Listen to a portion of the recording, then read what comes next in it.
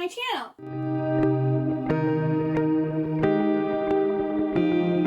So today I'm going to be talking about all of the books that I read in March. And I did decently, but I think it's the least amount of books that I've read in a month so far in 2023, which is surprising since I had a whole week off for my birthday. Maybe I didn't read as much as I thought I was going to. I don't know. But let's start off with going over the stats. In total, I read 22 books. In February, I read 24, and in January, I read 25. So I'm like 2 to 3 books down from like what I've been normally reading. The total number of pages I read was 7,636. The estimated audiobook minutes is 640. I DNF'd 0 books. I reread 0 books. The total number of series was 9, so I read books from 9 different series. I read 4 standalone books. I owned 21 of the books I read, and I borrowed 1 book. And my average rating was 3.8 stars. My most read format was paperback. My most read genre was fantasy and romance. And my longest read was Anastasia. And now for my favorites. My longest read was also my favorite read. So Anastasia got 5 stars. First 5-star book read of the year. Because I gave Night of the Ice 5 stars. But this is the first actual, novel, and the only novel that has gotten 5 stars so far this year. I'm actually kind of shocked, because I've never read anything by Sophie Lark, and I've heard a lot of negative things about this book. A lot of people are like, oh, it was slow, it was boring, it wasn't really a romance, and all this other stuff. But, for me, this hit, everything for me. So, I lost Marie again. She keeps on wanting to fall behind my chair, so I'll pick her up after the video. My favorite book is The Little Princess, and I love vampires. This had a Little Princess vibes, and it also had vampires in it. So right there, loving it. So in this we follow Anastasia, and we start off with her as a young girl, and we watch her grow up. Anastasia is the Princess of Russia. Her father goes to meet with the Cossacks to strike up a deal to have them re-sign this treaty. And the leader of the Cossacks' son goes to try to assassinate Anastasia's father. And she ends up warning her dad and saves her dad from getting killed. Well, in this world, people have magical abilities and they're generally genetic. And so Anastasia has a similar power to her dad, but she also has more. Her saving her father is when she first discovers her power. And Damien is the name of the son of the leader of the Cossacks. The king decides not to kill him, but instead make him like a bargaining chip.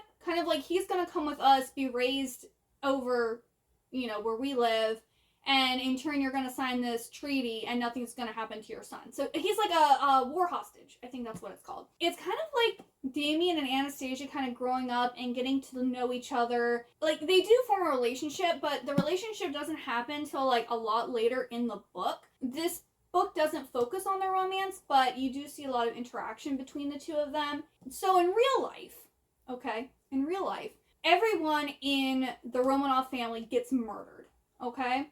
And in this series, they do, but Anastasia does survive. And she ends up having to pretend to be someone else, and things happen, and all this other stuff unfurls. And one of the bad people who kill the Romanovs are vampires. I was actually kind of shocked by that. I don't know if that was supposed to be a big surprise or whatever, because I read something later where they also had this character from history as a vampire, and I was shocked by that. I was actually that's so cool, and actually kind of clever too. Then another trope, which is how she saves everyone, is another one of my favorite things, and so that was in here too, but I don't want to say that is because that would spoil the ending of the story. And the parallel to A Little Princess is she's a princess who lives in the lap of luxury. Then she has to basically, I think she ends up working in the mines. She has this horrible, terrible job and is treated horribly, not fed appropriately, like Sarah Crew. And then she ends up becoming, a princess again.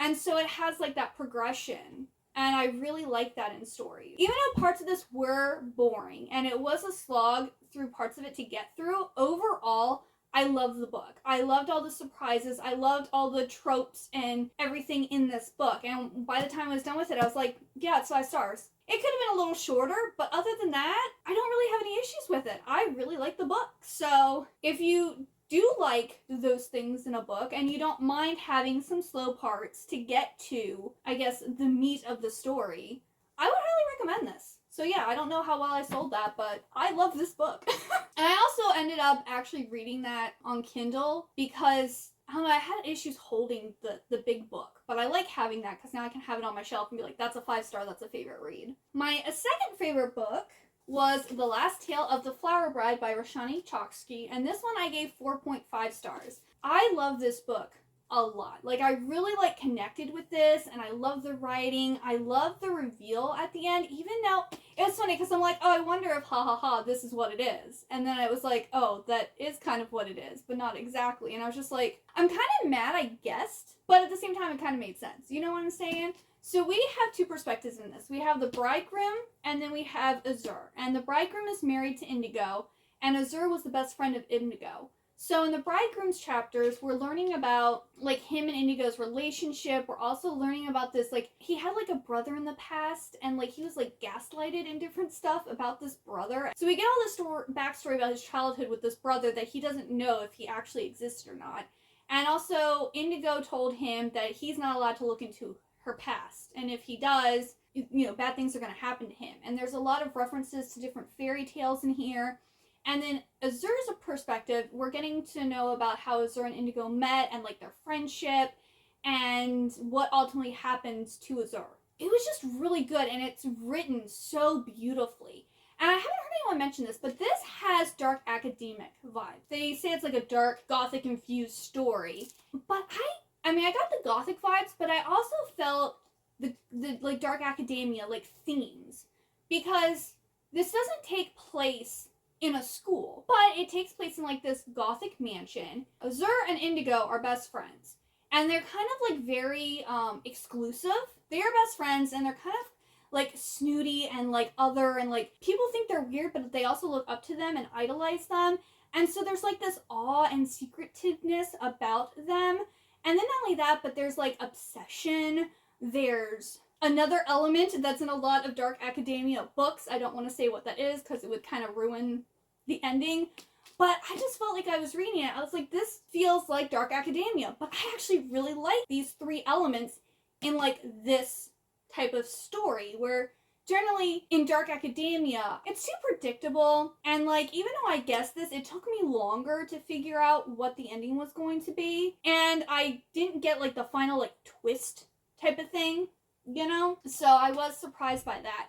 It was just overall a really good book. And it also talks about, like, childhood and not, like, wanting to grow up, or, like, the difference between those who do want to grow up and those who don't want to grow up. And I just really liked it. It was just really good. And the childhood parts of it is what really hit me, because I'm one of those people who I never wanted to grow up. I still don't want to grow up. So I kind of resonated with one of the characters in here. Yeah, I really liked this. I thought it was really, really good. Then my third favorite read was a book that everyone has been talking about and was excited for, and that is Hellbent by Leigh Bardugo. So this is actually, like, dark academia. And I did really like this one, but this is more like fantasy academia. So this one I gave 4 stars.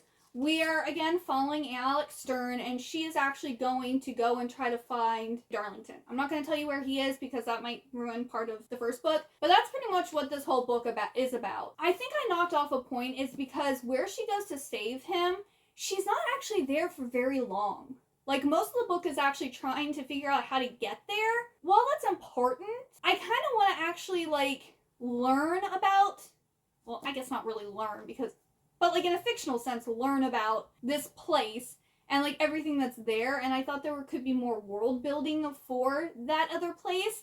And it just wasn't really there. But this also leaves on a cliffhanger, and she still has to help Darlington. It was really good. I really liked it. I was intrigued. This one I actually read physically, where the first one I listened to the audiobook for, but, like, to borrow the audiobook for this was going to take weeks, and I was like, forget that. So it's good both ways if you listen to it audio or reading it physically. So yeah, I really like this one. I have all 9 omnibus volumes here, but I'm just going to show the first one. I read technically 18 volumes, but they're in they're 2 in 1. So I read I can't talk. I read all 9 of the omnibus editions of Maid Sama. And I gave this series overall a 4-star. I think I actually gave each volume of the manga also 4-star on Goodreads. I will say I liked the anime better for this. This one has more in it, but I thought the anime was funnier. Like, I didn't laugh as much for this one. Also, Suzuna, the main girl's sister, Misaki's sister, is in the anime more, and she gets more like character development and is really funny. And also the idiots, which I was also confused because I don't remember if they were actually called the idiots in the anime. And our main lead, Usui, is the main male character, and Misaki or Misa-chan is the main girl character. And she keeps on referencing to Usui as the perverted alien. And I don't remember that being in the anime. And I thought that was just really weird. I didn't like that in the manga. The manga is about Misa-chan, who is the president of this former all-boys school. So this school has recently become co-ed, and it's like 80% boys and like 20% girls. And she's the first female president. And she kind of believes that she has this kind of image that she has to uphold. Well, her dad, I think it was like 7 years ago or something like that, left her family. And so her mom is kind of struggling to make ends meet. So she works at a maid cafe as a maid. And she doesn't want anyone to know that she does this because she figures it will ruin her image as the president. And Usui finds out about her being a maid, and he like goes to the cafe and he ends up working there, and they form a little relationship. It's cute, but I just didn't love it as much as the anime. Yeah, I would recommend if you're interested in this series to watch the anime instead, and then maybe read the manga just to get more. Yeah, the anime is just, it's hilarious. I love the anime so much. It's literally one of my favorites. It's a good series, but it's not a favorite like the anime. It's not an enjoyable read though. I'm not dissing on it. I gave it 4 stars. It's just, after watching the anime first, it just didn't compare to it, which is shocking. But I've actually noticed that recently. Like, I'll be reading a manga that has an anime that I've already watched, and I'm like, I kind of like the anime more. And it used to be the opposite way around, so maybe my tastes are changing? I don't know. Then I read Sharon Maguire's most recent story in the Wayward Children series, which was Lost in the Moment and Found. And this is like a standalone, kind of set in the same universe, but we're following Antoinette as she travels to this shop in this other world, and it kind of, again, focuses kind of on childhood, and once you've lost your childhood, you kind of can't regain it. And it was just a sweet, nice little book, and I really liked it. And I gave this one 4 stars. Then I read Gilded by Christina Farley, and I was super excited for this book. And I was apprehensive because I didn't know if I was going to love it or not. And I gave it 3 stars. It was an average read. Like, it was interesting. I enjoyed it, but I wasn't really into the romance. I didn't really get why this god wanted the girls in this family. So we have Jehua Li, and she is the descendant of this girl who refused this god. And he has since been stealing the soul of the eldest girl of this family since this girl, like, said no to him. It just didn't really make sense. Like, why did he want this specific girl? Why is he so angry about it? Like, there's plenty of fish in the sea. You couldn't find somebody else? Instead, you're just gonna be angry and, like, take it out on future generations. Like, I didn't really get it. And then there was this whole, I guess, organization of people who know about the other world, like the world of the gods. And they're, like, supposed to keep the gods from, like, interfering or something. I don't know. It was a quick read, and parts of it were very enjoyable, but just overall it didn't make a lot of sense. However, I am still going to be continuing the series because I have the entire thing, and I'm wondering if maybe the second book will get better. I'm interested to see where the series is going to go since they kind of wrapped up. I mean, something happens at the end with the main girl character, so I guess it will continue that trajectory, but, like, the general premise of this story has been completed. Then I read Hex by Ginny Fagan.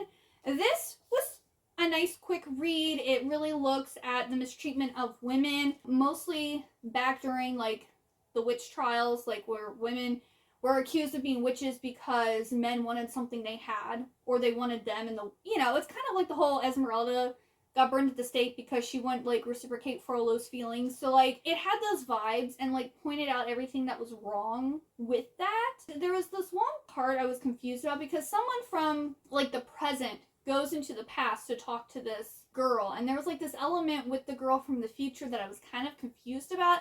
Because not only that, but it actually did seem like the girl is a witch, or they were trying to imply that all women are witches. I didn't really get that point. I was a little lost at that. But I did feel really sad because this is based on, obviously not the person from the present coming to the past, but the girl who gets burned at the stake, or she hangs. She's hung. The girl who is hung for being a witch is a true story. She was an innocent person who was basically used in a scheme by men in power to take down these other women because they wanted something that one of them had it. And so a whole bunch of women and even some men got murdered so that this guy could have what he wanted. And it was just disgusting. But yeah, it was an interesting book. I just didn't get the whole concept of it. I listened to Spare by Prince Harry. I listened to this because everyone's kind of been talking about it.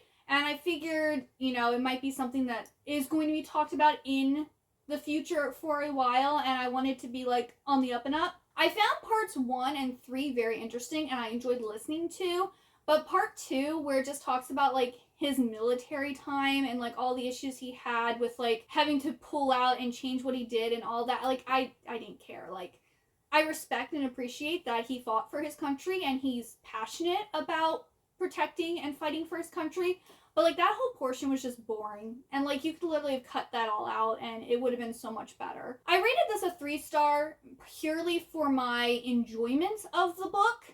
I didn't love the book, but I found it interesting. And if what is in the book is true, I do really feel bad for Prince Harry because he was treated not that great. I mean, he still had his silver spoon and was given a lot of stuff, but, like, that familial love and support he didn't really get. It seems like a lot of his family is very cold and kind of looking out for themselves and upholding the image of the royals instead of actually caring about the people in their family.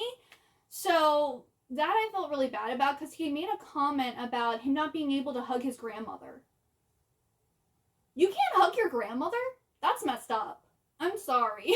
Like, that's just weird. Like, I know some families don't hug, like, that's not a thing. But, like, if your grandchild wants to hug you, just because you're a person of power and, like, a symbol for a country doesn't, like, you can do it behind closed doors. He didn't have to hug her in public, but I just thought that was very weird that he never got to hug his grandmother. At least within the length of this book, he didn't get, well, no, because the book ends with Elizabeth pretty much dying. So, according to him, he never got to hug his grandmother, and that's just messed up in my opinion. And, like, his dad was, I don't think actually wanted to be a father, which I don't agree. I don't think you should be having kids if you don't want to be a parent. You shouldn't just do it because that's what you're supposed to do. The kids know. And Prince Harry is a prime example. I mean, Prince Harry obviously is happy, and he's married to Meghan, and he has children now, and he wants to be a dad, like, or he wanted to be a dad. He was very passionate about that. He's turned out all right, but some kids don't. Some kids know that their parents don't want them and don't love them, and they're messed up for a very long time, and they stay that way, and that's very unfortunate. So I feel for him, especially, yet again, this is just what his side of the story. I don't know if it's true or not, but if it is, yeah, he deserved better. Then I read Emily Wilde's Encyclopedia of Fairies by Heather Fawcett, and I gave this one 4 stars. This is the nice UK edition. I really liked this one. It started off a little slow, but then it got more exciting. And a lot of people have been saying, like, this is cozy fantasy, which I get those vibes. I get the cozy fantasy vibes. So in this book, we have Emily Wilde, and she is going around trying to create this encyclopedia of fairies. And so she decides to go to this town in the snowy mountains, I believe, to try to find out about the other ones, about the hidden ones. And after being there for a little bit, her academic rival, Brambleby, shows up and kind of, like, forces his way into helping her with her book and kind of, like, forces himself into her life. He has secrets, and they end up like going on an adventure together that involves fairies, and it was just so sweet and cute, and I really liked it. It was a fun time. I suggest this book. As long as you don't mind a slow start, you'll be fine. Then because season 2 of Shadow and Bone released in March, I decided to read Demon in the Wood by Leigh Bardugo, and it's illustrated by Danny Pendergast. And this is a graphic novel of a story of the Darkling's life, like one portion of the story. And actually while I was reading this, I was like, I feel like I've already read this. I believe in one of the Shadow and Bone books, they had the short story, like the written short story version of this. So I already knew what was going to happen. But it was good. I also gave this one 4 stars. And yeah, if you haven't read the little short story, or you prefer like graphic novel editions, I would suggest checking this out. I also read The Last American Vampire by Seth Grahame-Smith. This one, sadly, I did not like as much as Abraham Lincoln Vampire Hunter.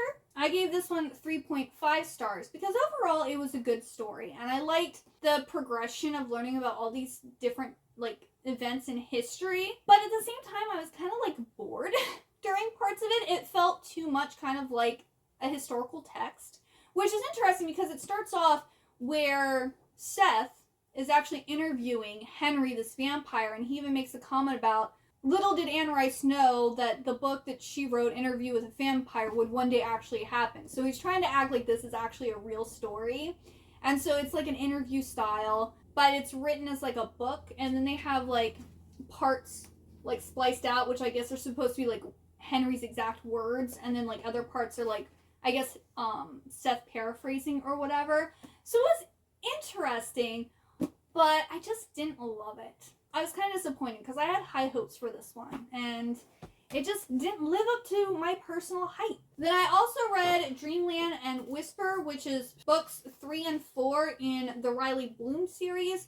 This is like a spin-off middle grade series from the Immortal series. And it was cute. It was nice. It's about Riley, who is a ghost, and she is now living in it basically like heaven, but it's called something else. And her job is to help Ghost move over to the other side. And she kind of doesn't want to do things the way she's supposed to. And she has like someone who's supposed to be like her mentor and like showing her the ropes, and she's not like wanting to listen to them. And so it's kind of her journey with like maturing, and also the fact that she really is, I think she's 12. She's 12 years old, and she really wants to be 13. She's just so upset that she died before she could be a teenager. And so it's also looking at why she wants to be a teenager, and kind of like her journey to become, or like learn how to become a teenager. And they were cute. I think I gave them both 3 stars. Yes, I gave them both 3 stars because, again, nice short little note, like basically like novellas. They were around 200 pages a piece. And then the last book was Her Dark Curiosity by Megan Shepherd. This is the second book in the Madman's Daughter trilogy. And we again follow Juliet. She's back in England now,